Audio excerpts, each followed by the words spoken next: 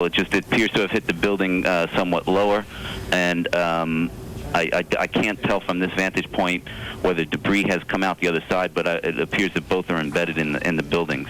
Yeah, we're actually looking, and we can see that the fire, at least, does go all the way through both towers. We did hear from some witnesses who were closer to this. World Trade Center has been a target before. Certainly it has, and look at this is the wide shot, just unbelievable as the information slowly trickles in.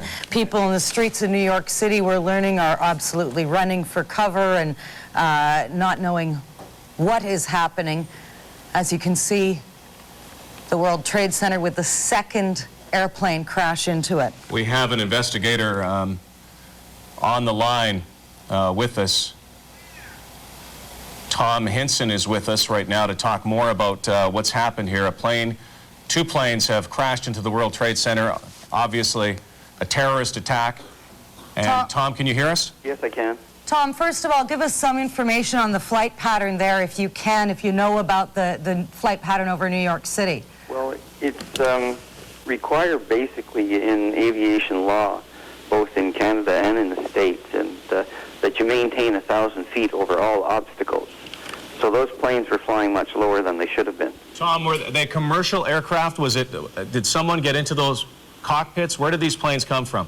I don't know where they're from. The second one looked to me to be a private aircraft, but it's too early to tell. We'll have to wait for the investigation. They looked like large airplanes. I didn't see. Oh, I see, yes. I see it now. It's obviously a jet. Yes, that's a jet aircraft of some kind now. What he would be doing at that altitude, and he's brushed right through into the building, I can't think of a reason other than, terrorism. It's hard to imagine a commercial aircraft with all the checks that pilots go through and all the medicals and the psychological checks and everything, that it would be suicide. Now, Tom, if you can give us some information then, if at all, of, as you say, how difficult it would be for these people to get into that area, breaking through the radar systems, basically. What kind of alerts are there at traffic control centers? Well, if they're flying under visual flight rules, they basically are looking after their own separation. And the rules are you maintain 1,000 feet over obstacles, but you can fly down into lower altitudes by breaking the rules. Air traffic control would see the aircraft on radar, or might see them, but they have no way of controlling them. Can you give us some of your background then? Obviously, we know that you're a former aircraft accident investigator, but, to the best of your knowledge, when you see something like this, obviously we're all just sort of looking at it for the first time here, stunned, but can you imagine in any way the motivation behind this? Yes, well, in investigations that have been done over the years, it's not unknown that somebody used an aircraft to commit suicide. And it's usually a light commercial aircraft, a light private aircraft of some kind.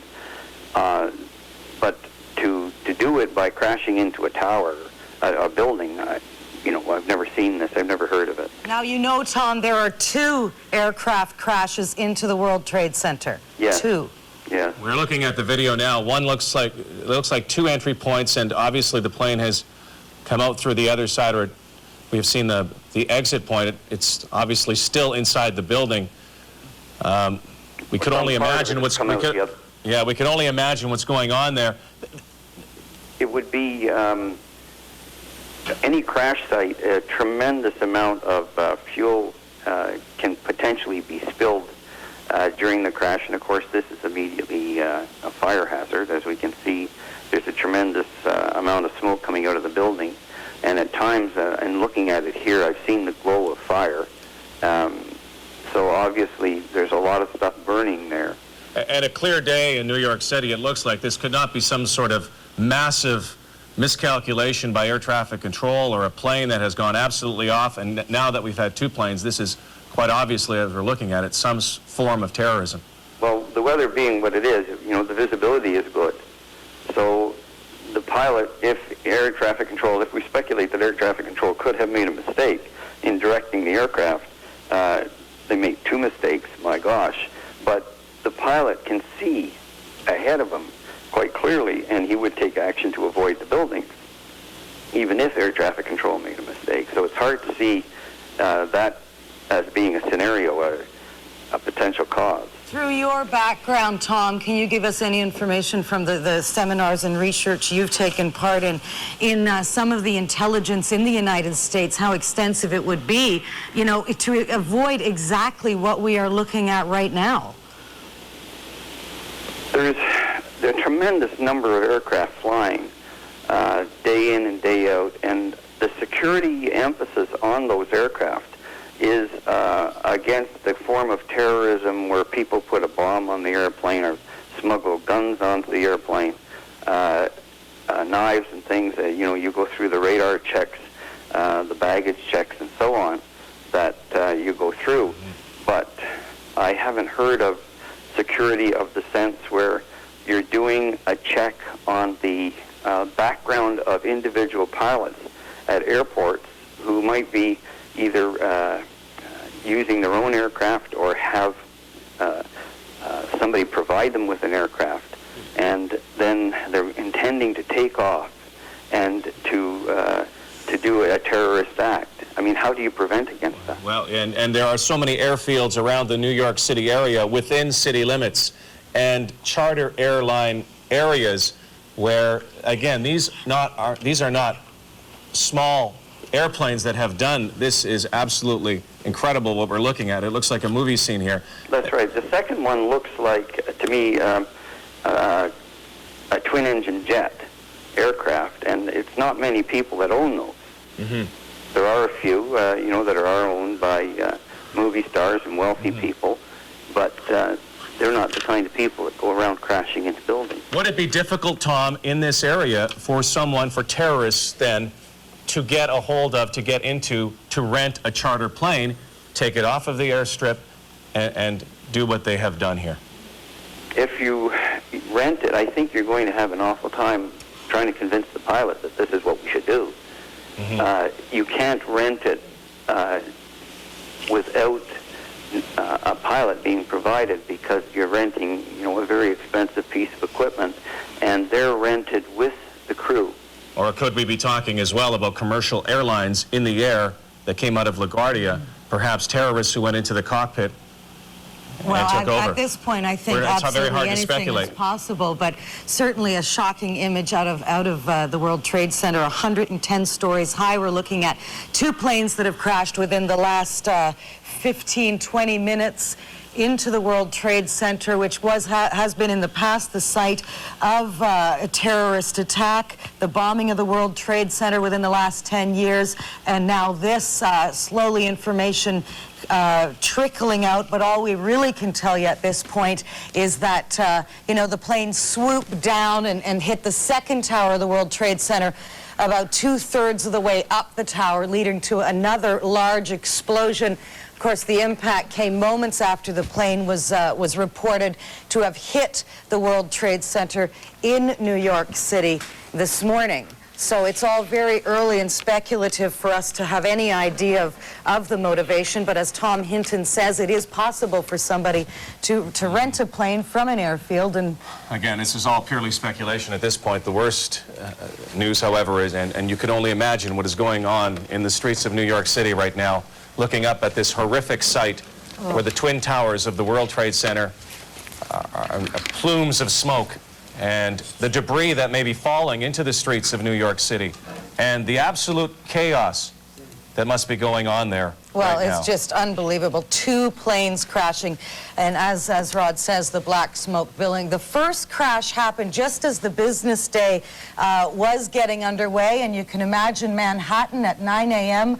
on a Tuesday morning, the chaos unfolding on the streets. Obviously, we don't have an image of the streets, but this is what you're looking at from 110 stories up, where the first explosion and shortly after a second explosion. Once again, let's go back to Investigator Tom Hinton. Tom, you have some news? Come back to a question that Rod asked. You asked is what security measures might be in place if we take this as a possible terrorist act, and certainly that possibility cannot be excluded right now. what the U.S. people would have done and would be doing is clearing all air traffic out of that area, and in all likelihood, they've scrambled fighters. And there's fighters in the area watching for any possibility of another one. Tom, is it possible that this is not terrorism, that there could be some massive foul-up with airplanes? There's a possibility that one aircraft, for some reason other than terrorism, hit one of the towers, and the other aircraft was up circling around, and because of the smoke and whatnot, he seemed to me to just brush the other tower. What do you know about a DC-3? Apparently, that's the early word coming out. It was a DC-3 with no markings. Does that mean anything to you? Well, the DC-3 is one of the most reliable transport aircraft of Second World War vintage. It's a twin-engine, propeller-driven aircraft, and there's an awful lot of them in the world. Most countries, you go into various airports, you can usually see one at the back of the airfield somewhere. So this is what, a private type, easily accessible for people who do want to rent planes, or what are they normally used for, these types of vintage planes? They're normally used for cargo work in situations where you're working into rough fields in the backcountry, and they're often used by small airlines just getting started. Once again, if you're just joining us, let's bring everybody up to date. 2 airplanes have crashed into both towers of the World Trade Center in New York City.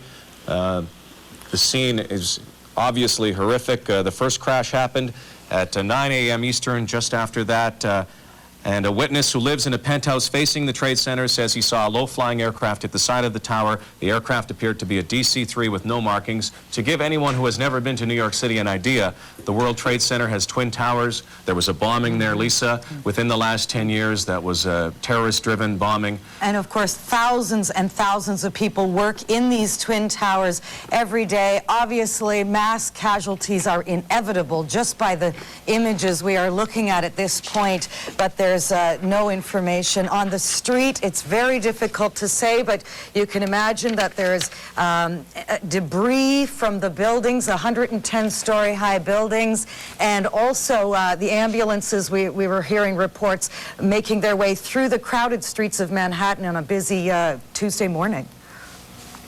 My goodness.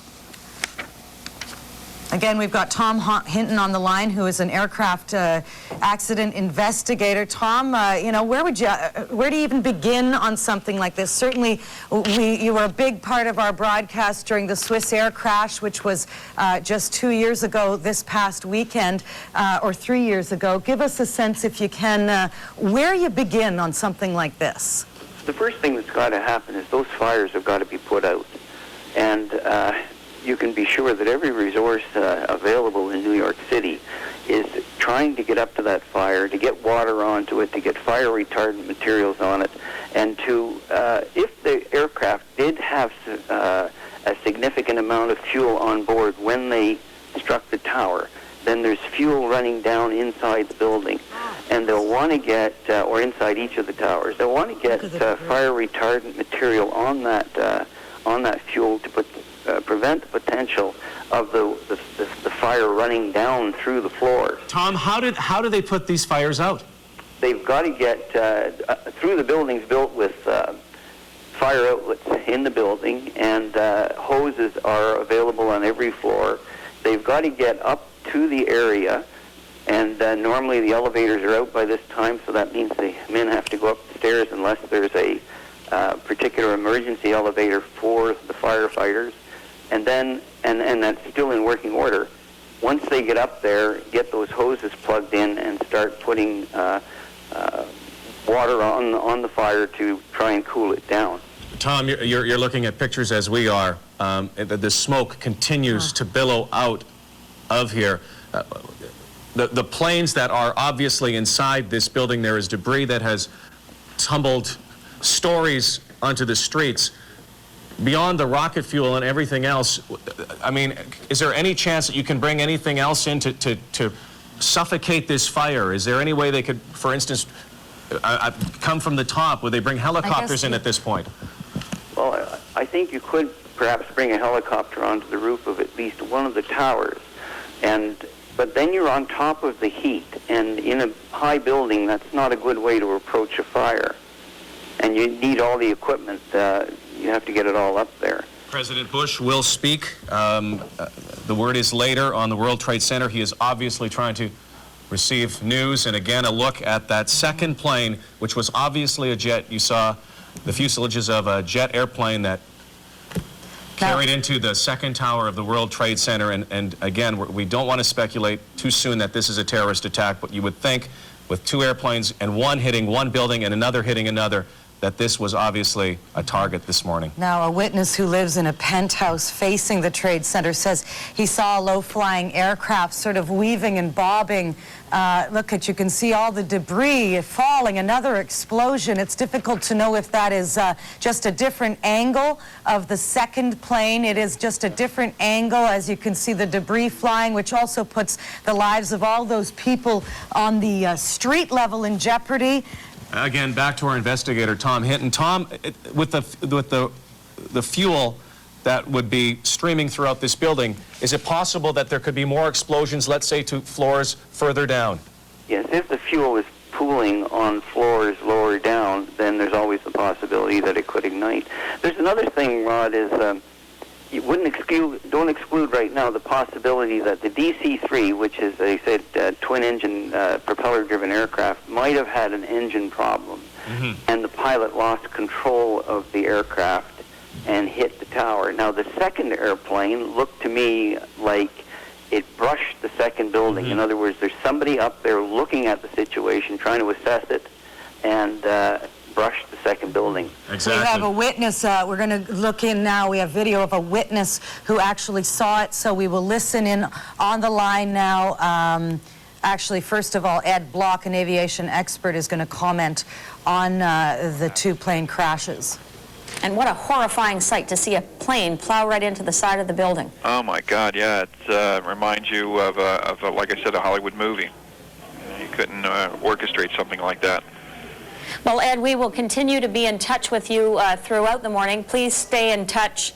Have you found out anything else since you've been talking to us? No, You've got your TV monitors I've got my on. sources out there. I'm trying to get as much as I can right now. So as soon as I learn more, I'll let you know. Well, Ed Block from Philadelphia, thank you so much for that. You're welcome. This is the second plane that crashed into Tower 1. This happened just after 9 o'clock this morning. The first plane crashed in 18 minutes before. Again, the FBI now reporting. It just went to black, but...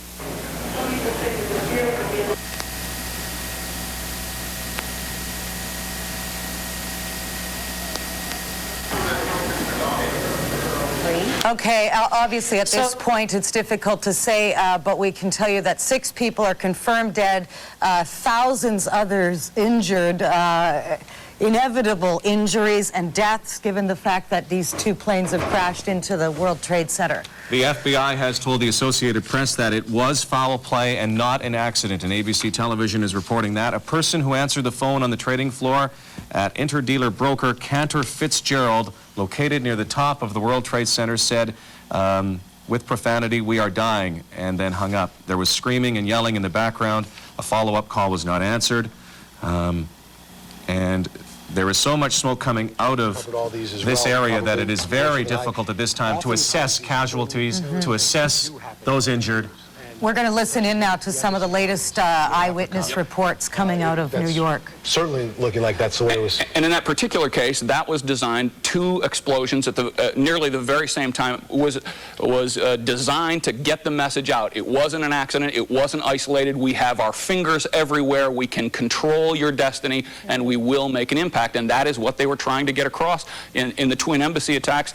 And we'll have to wait and see what the message was supposed to be here. But let me just point out, and this was also the case in the original World Trade Center explosion, many people see those twin towers as an